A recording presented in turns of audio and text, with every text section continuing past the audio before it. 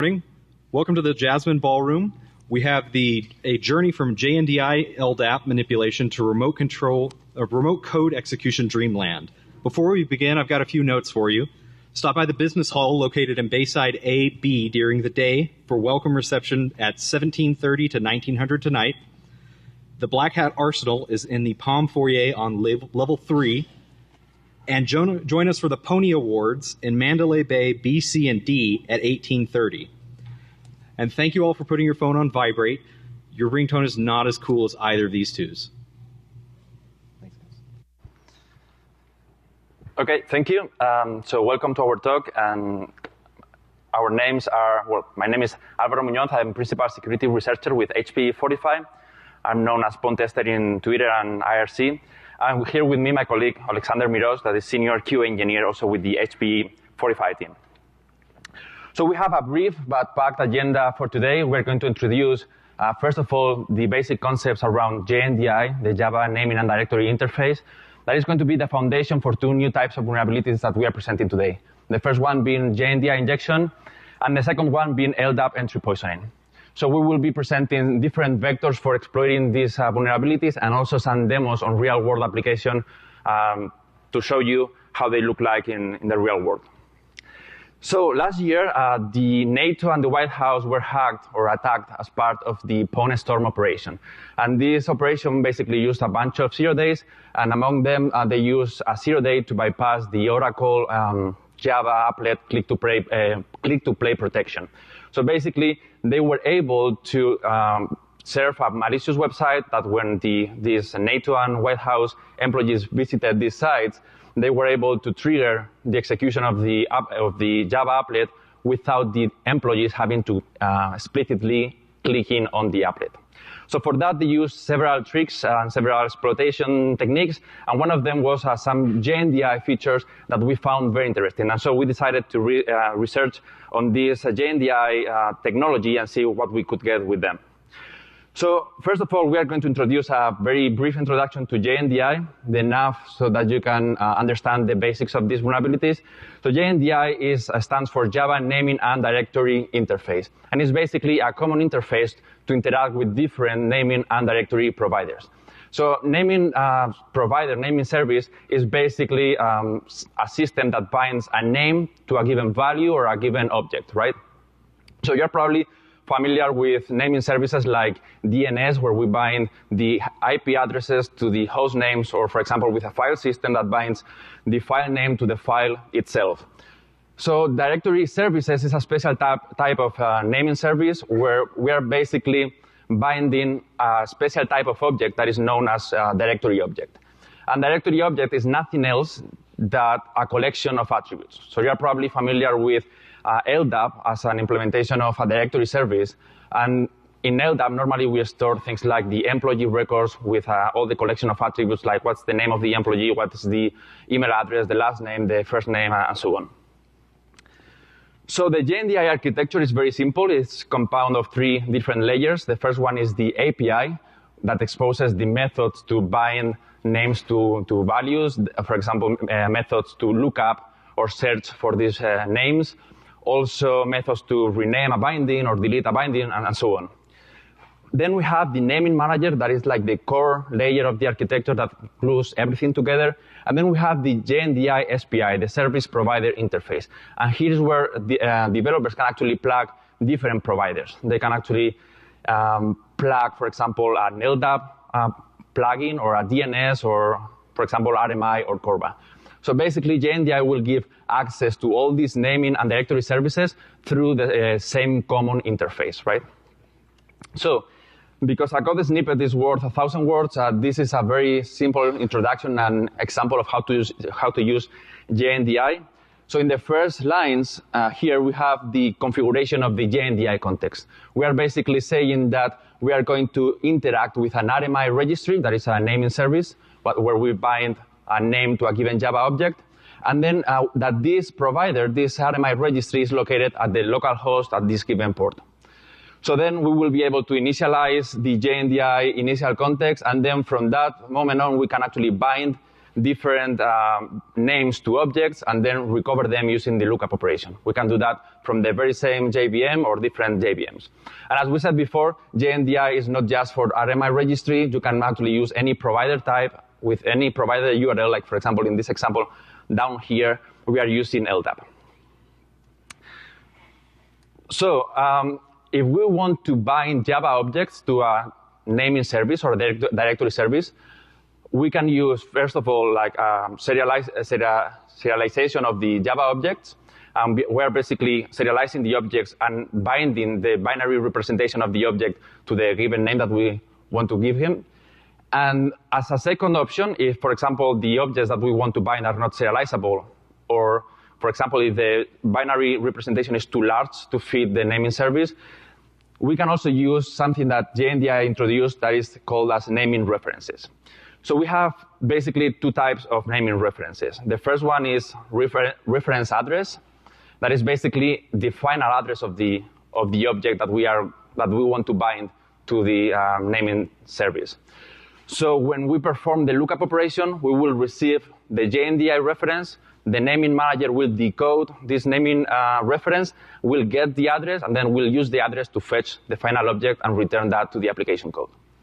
The second type of JNDI reference is a remote factory JNDI reference. In this case, instead of pointing to a remote object, we are basically pointing to a remote factory class that needs to be used to actually instantiate the final object that needs to be returned. So we perform the lookup, we receive the JNDI reference, we extract the factory name, the factory location, we fetch that remote class from the remote location, and then we instantiate that factory in order to generate our object. So when we are talking about loading classes from remote code bases, from remote locations, we are normally expecting some kind of security controls, because otherwise attackers are going to be able to provide a random or arbitrary class with some payload in its constructor or in a static initializer, for example. So we found that within the JNDI stack, the approach to protect this remote class loading is not consistent at all. So in the SPI layer, we have, for example, that for RMI, there is a JVM property that needs to be enabled in order to allow the remote class loading. And this property is normally disabled, is disabled by default. So even if you enable this property, then a security manager will be enforced to be installed to protect where these classes are being loaded from, what kind of code these classes can run, and so on. So for LDAP, it's similar, but we only have the JVM property. There is no security manager enforcement. So once that the developers has enabled this property, the code can actually load remote classes without any security manager enforcement. For Corva, there is a security manager enforcement that is always enforced, but there is no JVM property. And the most interesting part is for the naming manager layer. That, if you remember, is the layer that is going to decode the JNDI references. So it's the one that is going to fetch these remote factory classes that I mentioned. So for the naming manager, there is no JVM property to actually enable or disable. It's always enabled. And there is no security manager enforcement to control where we are loading these remote classes from, and so on. So this is the ideal scenario for an attacker. He can actually provide any class, and there's not going to be any specific control here. So that's the introduction to JNDI, and now we're going to see the two new types of vulnerabilities. The first one being JNDI injection. That is simply an input representation or validation vulnerability where we are, developers are actually taking untrusted data into a JNDI lookup method. And if that's the case, the attackers may be able to gain remote code execution. So the attack process resembles the following. The attacker first needs to bind the payload to the naming or directory service of his choice. And then once that he finds a vulnerable application, he's going to send the exploit that is basically a name that, when looked up, is going to point to his own server, so he can actually return the malicious payload and run and trigger the payload in the server. So we said before that when we initialize a JNDI context, we configure it to work with a given provider type and with a given provider URL. right? So in this case, for example, we are working with RMI registry and with this secure server at this port. So if we perform a lookup, this lookup operation should be resolved in a relatively to this provider type and provider URL. However, this is not true, and the reason is that JNDI implements something that we call internally dynamic protocol switching, and if the attacker is capable of providing an absolute URL, they will be able to override the default provider type and also the default provider URL. So with that, they will be able to point the lookup operation to their own server and then return the JNDI reference to trigger the remote code execution payload.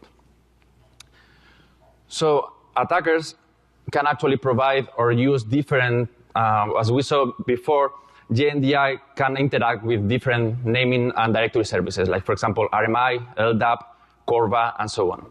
So by providing URLs like the ones on the top of the slide, they can actually point to their own controlled server using RMI, LDAP, Corva, or other protocols. So amongst all the protocols that they can use, we found that 3 of them allow attackers to actually gain remote code execution. The first one is using the remote method invocation, RMI, through the usage of the JNDI references or remote objects that we don't have time to cover during this talk, but is covered in the white paper that will be released later today. Also using Corva, using the interoperable object reference parsing, and also using LDAP through serialized objects, JNDI reference, or remote locations that, again, we don't have time to cover today, but is explained in the white paper. So let's see how we can gain remote code execution using the RMI vector. So basically, the attacker needs to set up his RMI registry and then bind a JNDI reference using a remote factory. So he will be setting like a JNDI reference with any class name and then a factory name and a factory code base that is nothing else than the location of this factory class. So when the actual code in the JDK that gets this JNDI reference and try to decode this reference, they will actually extract the factory class and the factory location from the reference, from the JNDI reference, and then they will be loading this class from this remote location. If you remember, for the naming manager, there is no JVM property to disable this remote class loading, and there is no security manager enforcement. So here, an attacker can actually provide any class, and if there is no security manager, they will succeed on loading this class. And then the class is instantiated. So the attacker that can provide this remote factory, they will be able to put the payload in the constructor or the static initializer. So over to Alex. Thank you, Alvaro. The detailed information about this click-to-play bypass attack can be found in a blog of Trend Micro, a link you can see on the bottom of our slide. Here we just try to summarize process of this attack. First of all, attacker prepares own web server with some HTML page. This page contains a applet tag with JNLMP files. That files defines initial context as progress class. And when a victim opens this HTML page, a new instance of initial context will be created with properties from our web server. And at the end of its initialization, victim will look up object from our RMI server. RMI server sends JNDI reference, and victim JVM will ask our server to provide factory class. And attacker is able to put any Java code in constructor of this factory class, and it will be executed on a victim's machine. It's a nice example, but it's not only one attack where JNDI lookup trick is used. Other example can be final gadgets for Java deserialization attack. We provided a few already known gadgets. For example, Spring Framework libraries, gadget founded by Zero Thinking. A second one is from RTJAR and used by Matthias Kaiser in his Rhino deserialization chain in OpenJDK 7. We also have found a few interesting gadgets. First one is RMI connection. It's from RT-jar2 and very similar to previous one, and setter of statistic service class from Hibernate libraries. As we see, JNDI lookup method can lead to remote code execution. But in previous attacks, an attacker was able to provide code gadget with these lookup calls. What about JNDI injection when untrusted data is directly passed to lookup? We have found examples of this vulnerability in the wild, and we would like to share details about one of them. This vulnerability affects two products, TopLink and EclipseLink. They both are sharing the same core component because Oracle donated source code of TopLink to EclipseLink project. These frameworks handle integration of persistent and object transformation, and it helps developers to stay more focused on their primary tasks and don't care about this integration. One of their key features is RESTful services. It can be very convenient because developer can enable RESTful services just including jar file in lib of his web application. And RESTful services will be exposed automatically. Here we can see how this resource will look. We are interested in the last one, its base operations. This URL will be handled by the next code. In case of post request, call session bin internal method will be called, and JNDI name will be taken from body of our post request. After that, lookup will be called with this JNDI name that is fully controlled by user. Alvaro will show us a demo how possible attack can look. Okay, so let me switch to the demo. We are going to basically visit a vulnerable application that is a sample application built using JPA, and that is the Java Persistent API, and using the EclipseLink reference implementation. So it's just a sample application to manage contacts. We can add contacts, remove them, and so on. And if we go to the /persistent URL, I don't know if you can see it from the last rows, we can see that we get our response from the RESTful API. So the EclipseLink RESTful APIs are enabled.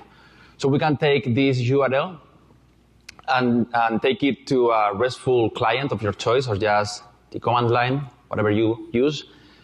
And if we check this URL, we have the same result. Now we can actually use this exposed RESTful API to, for example, browse how to add new contacts, how to delete contacts. So everything is automatically handled by this RESTful API that is automatically generated by EclipseLink and TopLink.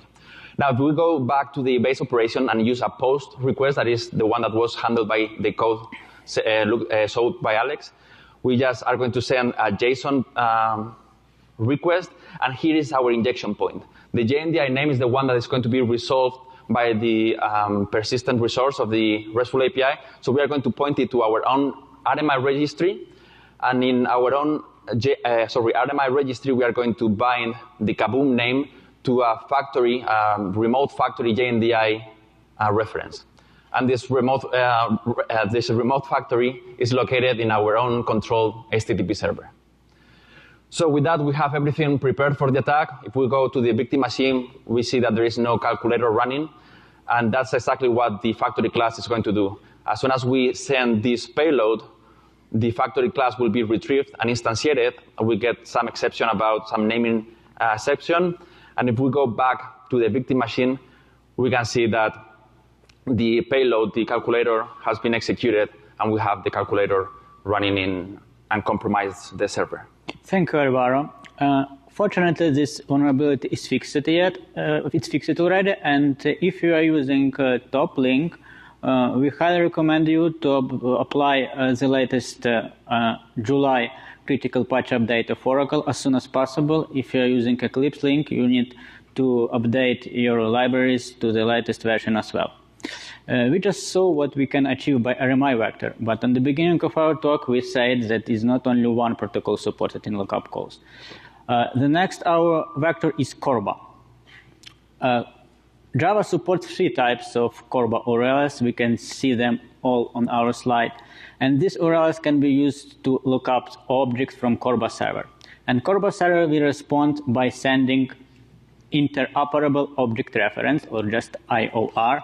It can be in binary format or starts with IOR prefix and string of hex digits.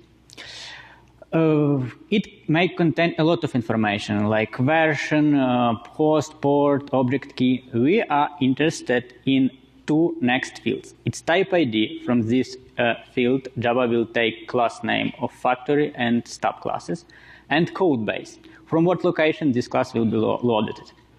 So if an attacker specifies own type ID and code base, he will be able to execute own Java code. But Corba vector has own limitation and requirements, and it is not relevant for a default configuration of JVM. It will work only if security manager enabled. Furthermore, this security manager should allow access to our remote code base. We provided a few examples of permission that we can use for that.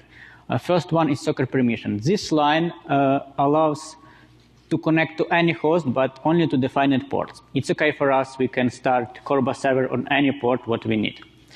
File permission. This example allows read access not only on local file system, but on remote location as well. So we can share our folder on our PC, and a target application will try to load classes from there. Uploading feature can be abused as well. Okay, let's imagine that we achieved remote code execution, but our Java code will be limited by security manager because it's loaded from untrusted code base. We are maximalist and wanted to get all permission for our malicious code. So we installed and configured a few application servers from well-known vendors, enabled security manager with default security policy files, and tried to get these all permissions. After a few days of our research, we were able to get this all permission in all our application servers. We have reported all these findings to the vendors, but unfortunately, this issue are not fixed yet, and we are not able to disclose neither names of these application servers nor details how we achieved that. But after our findings, we became more interested in Corba parties and possible attack scenarios with this protocol. So first question was, is it possible to achieve code execution on the Corba server side?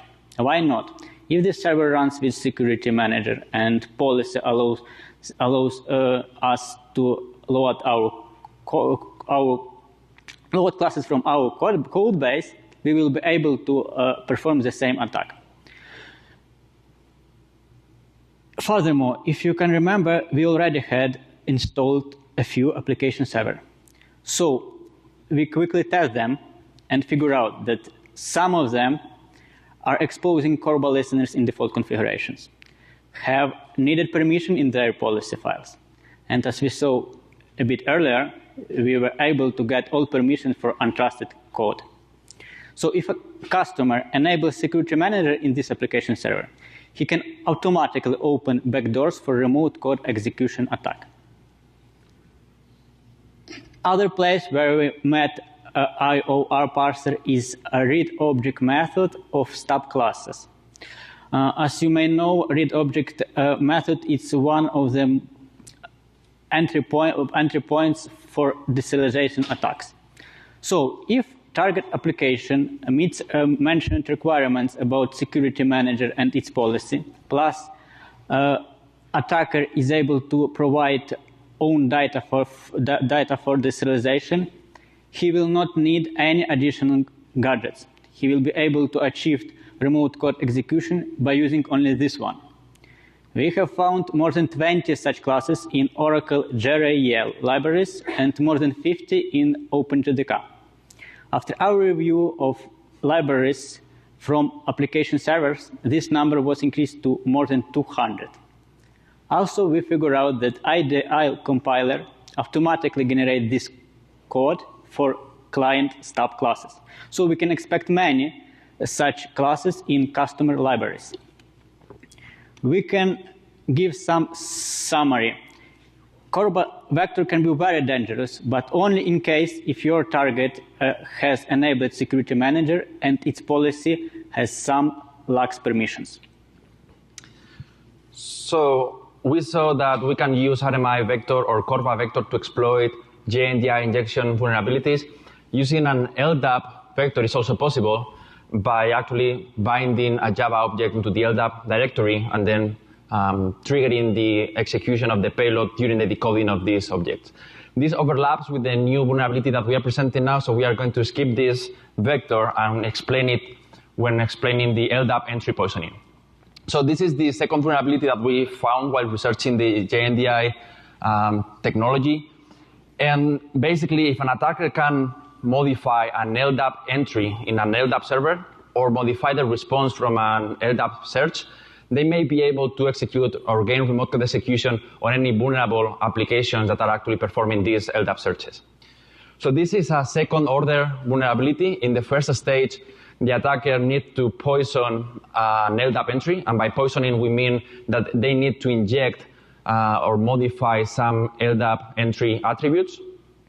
And once that these LDAP entry or entries are poisoned, any applications that are searching for these poison entries will basically open the door for the attacker to get remote code execution on those vulnerable applications. So we need to understand the difference between a lookup and a search. Basically, lookups are meant for naming services. So we try to get whatever is bound to a name, like an object or a file, for example, but we want to get the object completely. In search operations, those are normally meant for dealing with directory services like LDAP, and we're not interested in receiving an object, but some collection of attributes. Like, for example, you're probably familiar with these LDAP searches where we are using, for example, searching for the user John in the organization unit people and so on. And when we perform the search, we can get all the attributes of the entry or just a bunch of them by controlling which attributes we are interested in. So searches are not getting us Java objects, so there is no remote code execution payload or entry for us. However, there is a special type of search that we call object returning searches, and basically you can provide a search control instance to a search operation.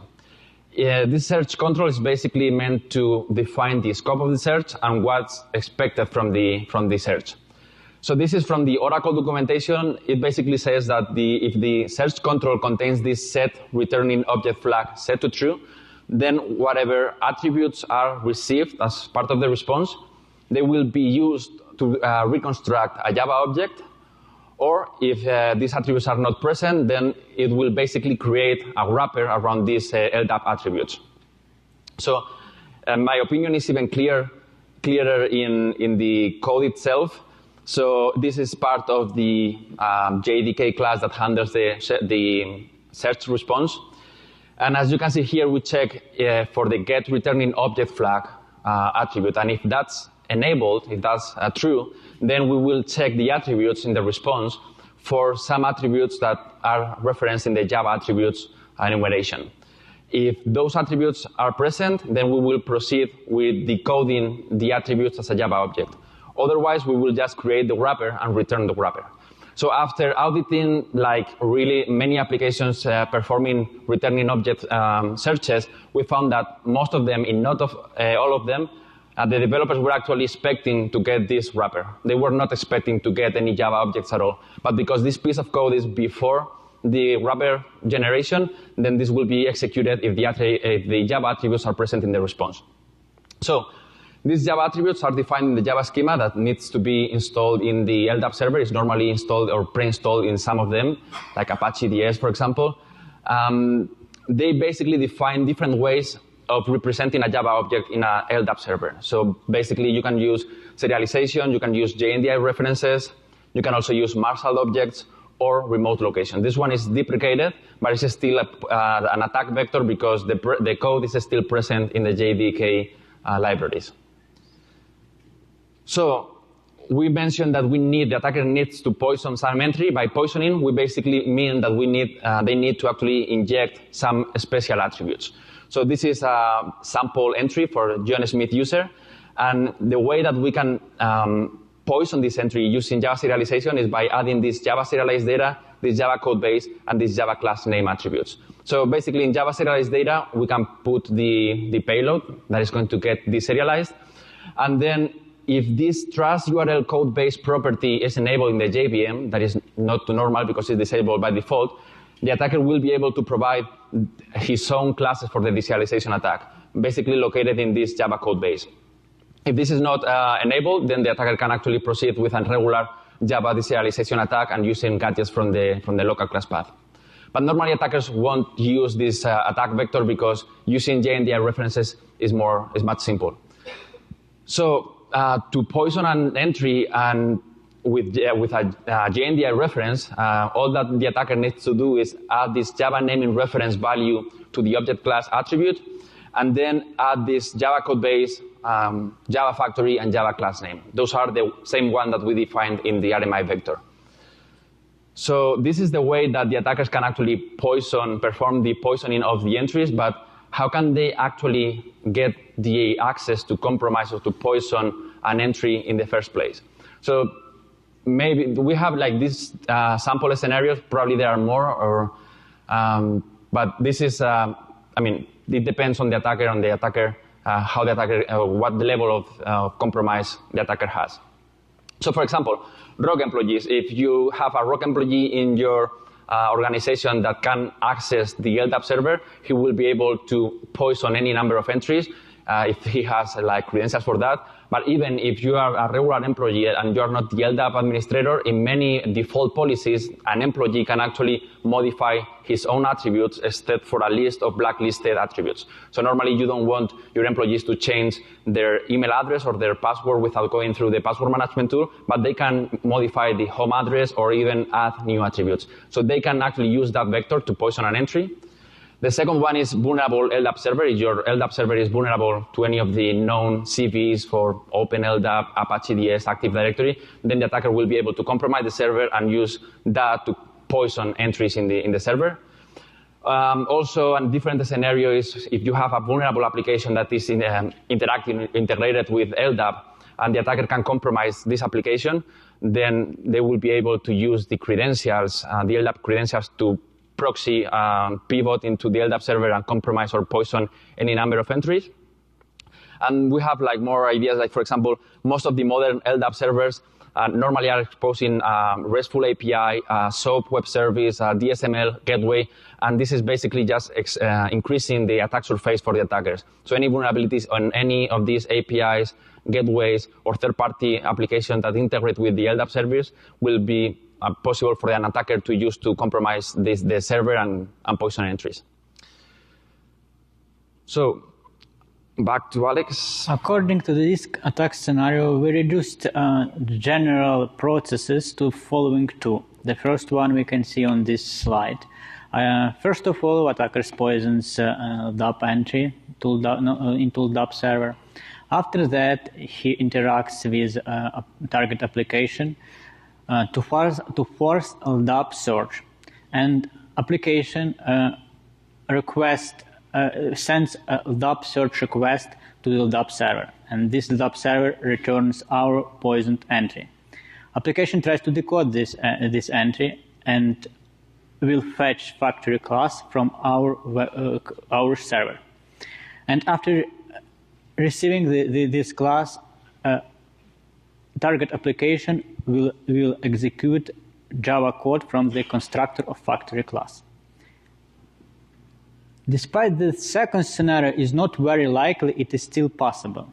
For it, an attacker should be able to perform man-in-the-middle attack between target application and LDAP server. So attacker interacts with application to force LDAP search, or just wait for search request from the application. Then he modifies LDAP response and injects own Java attributes in the LDAP response. After that, the next steps are very similar to the previous ones, so we can switch back to Alvaro, and Alvaro will describe an example of such attack and show our next demo. Thank you. So,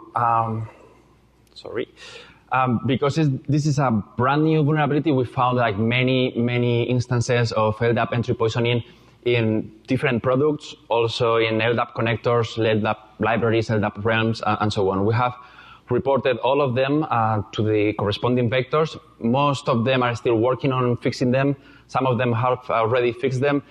Some of them have decided to accept the risk. So one of these are Spring Security, and so we are going to show you an example of an LDAP entry poisoning using Spring Security as the example. So Spring Security is a very popular project. Probably all of you know Spring Security. It's used to provide authentication and authorization to Java applications and more things like security headers and other security controls. And it contains the Spring Security LDAP module that is referenced by more than 1,300 artifacts in Maven Central, so it's really popular, that performs search authentication. And since the version 3.2.0, they are performing this search using this returning object flag set to true, meaning that whatever response they get from the LDAP server, they are going to try to decode those attributes as a Java object, and so the attacker will be able to poison these attributes, authenticate with the user, and then compromise the vulnerable application. So let's see a demo of this attack.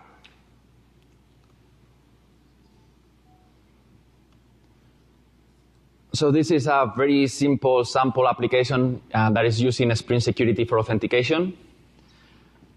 We can log into this sample application with our user, that is Larry, and then just a dummy application that shows that we are in and nothing else. So we can log out and proceed to poison our entry. We are auto-poisoning our Larry account. So we can use some Python scripts to list the attributes of this Larry account. We can see that it contains the password secret, the UID Larry, and so on. These are the regular attributes. Now we can poison it by adding these special Java attributes. So if we list the attributes after poisoning it, we can see that we have some special new attributes. We have the Java factory. We have also the Java naming reference value for the object class. We have the Java code base, and we have the Java class name. So now the entry is poisoned, and if we just try to log in into we need to start the server that is serving the factory class. If we go back to the victim machine, we can see that there is no calculator running. And now, just by trying to log in, this will force the search of the Larry user. Even with a wrong password, the search will be performed, the result will be decoded as a Java object, and we will be able to compromise any application using Spring Security.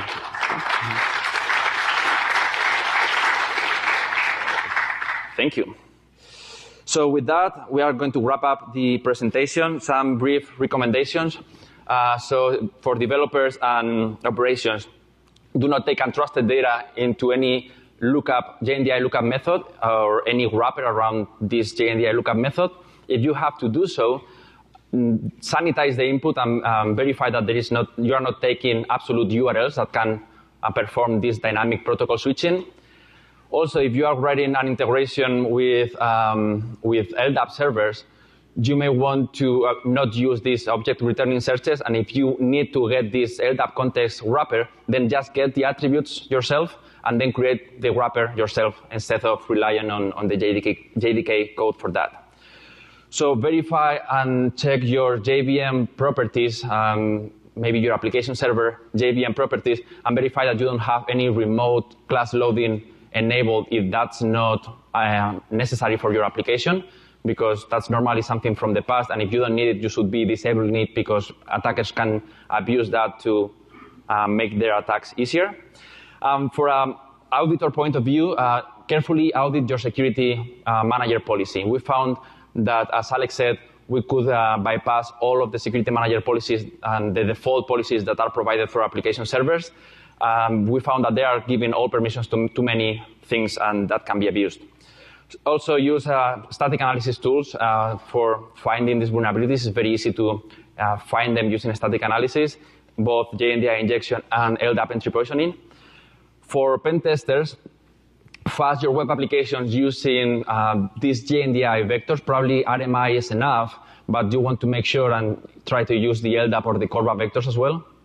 And also, it's a good idea to poison a controlled test account in your LDAP server and try to log in into every application that uses LDAP authentication, and probably you will be getting lots and lots of sales coming back from these applications.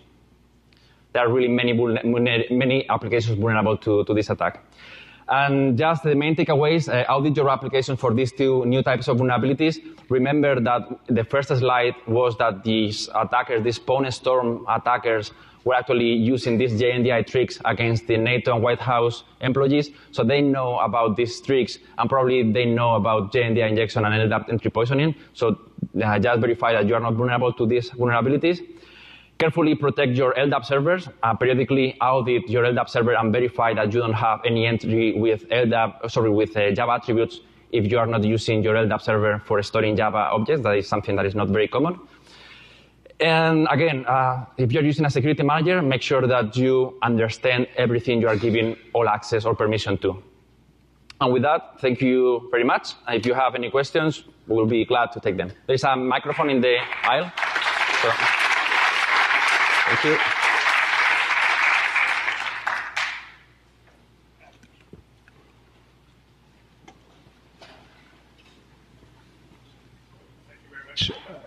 Is it on or? Yes. Great presentation, thanks. Just one question about what you said. What would be the rationale for Spring to accept the risk? What was their point? They actually were very responsive during the disclosure of the issue, and they triaged, and we proposed different solutions to fix the issue. At the end of this triage, they decided to not fix the issue and accept the risk. I don't want to speak for them, so we thought that it's fair for the users of Spring Security to know that and decide if they want to accept the risk or not Spring Security.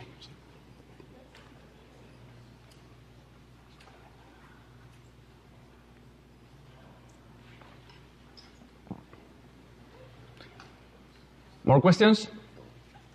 Okay.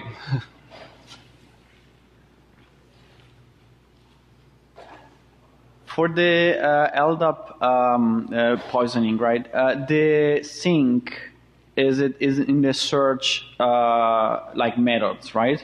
So Spring is an example of an app that uses that type of call, which I assume it's just a Java API, right? Mm-hmm. Yeah. So Spring is basically regarding of what search control you are passing to this search operation.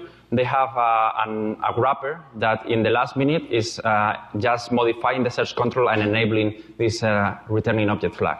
Okay, so have you found an actual call inside the JRE that it's mm-hmm. doing the same, like it's considering this type of attributes and then actually accepting the attribute with the payload and everything, or it's basically the bottom line is is it really like an implementation type of bug where people would need to carefully decide not to trust those attributes, or if they just use a specific method call inside a JRE? Mm-hmm.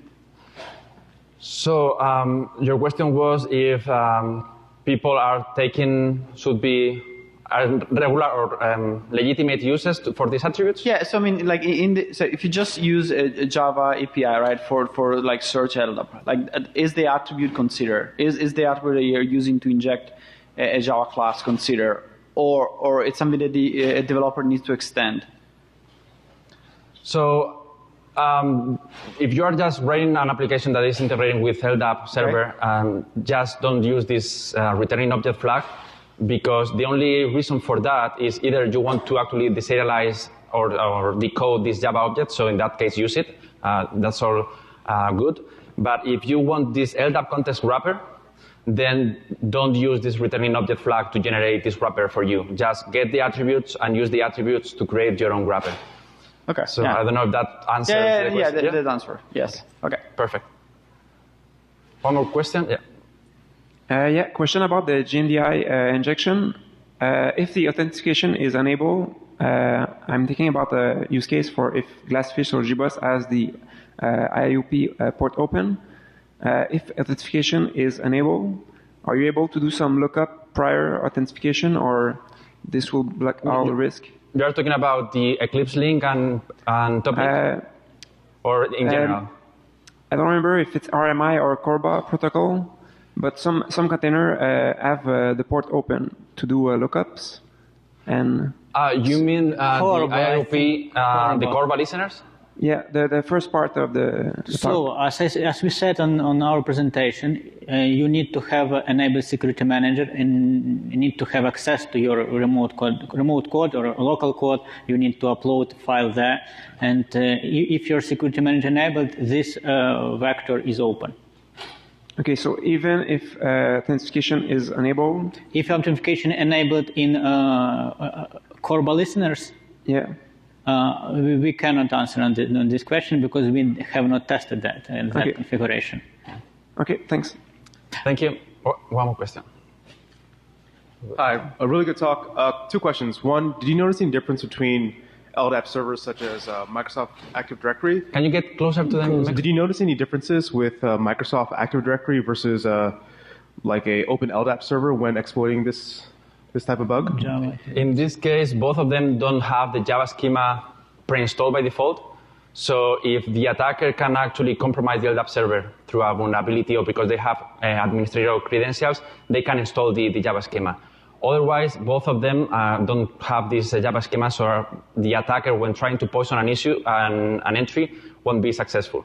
But normally, if the attacker can poison an entry, then they can install the schema. So other LDAP servers like Apache DS and some others come with the with the Java schema pre-installed. But there is no difference between Active Directory or LDAP, Open LDAP or any. Gotcha. Okay, cool. Second question is about fuzzing for black box testing, for when you're doing pen testing. You said use a fuzzer to determine if this was vulnerable. Well, yeah, sorry, go ahead. So how would, like, if you didn't know that the LDAP record had those properties in there, like, what type of fuzzing were you doing if you did not have access to the code? Okay, that's a good question, but if you are using like a scanner, like, I don't know, Burp or Web Inspect, sure. You normally will get the parameters that the application is accepting, and then based on the name, you may have an idea that it's taking a JNDI name or something like repo or like something like data source. Those are candidates for testing against a JNDI injection. So probably JNDI injection is not like the new SQL injection is not going to be all over the place, but we think that it's going to be present in many enterprise level applications because JNDI is used there all over the place. Cool. Thank you. Okay. We don't have time for more questions. Okay. Any question? Last one? Okay, so thank you very much.